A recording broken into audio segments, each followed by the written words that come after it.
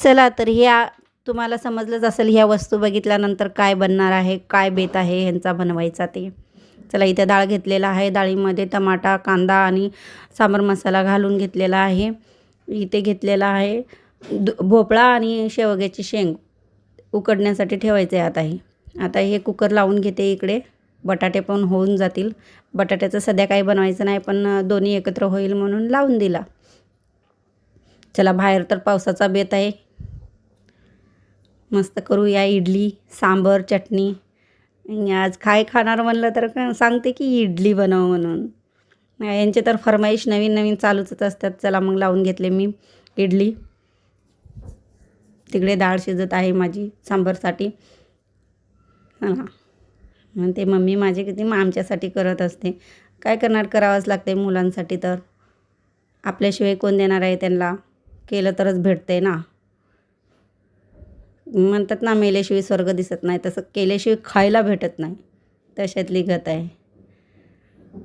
चला तर मग इथं मी बनवून घेत आहे चटणी. आता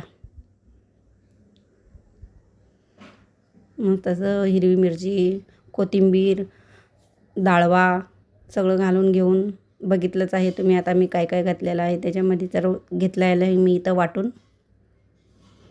चला तर मग आता तडका द्यायचा आहे याला. तडका देण्यासाठी पॅन गरम केला आहे. त्याच्यामध्ये तेल टाकलं, नंतर मोहरी टाकली. मोहरी जेवढी असेल तेवढी मस्त लागते त्याच्यामध्ये, त्याच्यामुळं मी जास्तच मोहरी वापरते त्याला चटणीसाठी. चला तर आपलं इथं तडतडलं आहे. आता ह्याच्यामध्ये टाकून घ्यायचं आहे आपल्याला कढीपत्ता. चला झालेला आहे आपला तडका तयार. चला झाली आपली चटणी. हे बघा, ज्याला ज्याला चटणी येत नाही त्यांनी बघा करून. चला तर इकडं मग लगेच सांबारची तयारी आहे. सांबारला लगेच फोडणी देऊन घेते.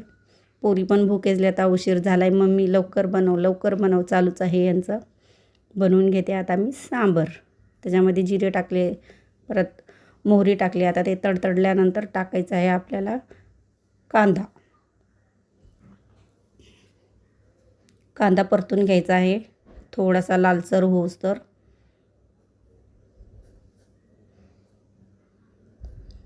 नंतर इथं सामान सगळं सांबारचं ठेवलेलं आहे मी.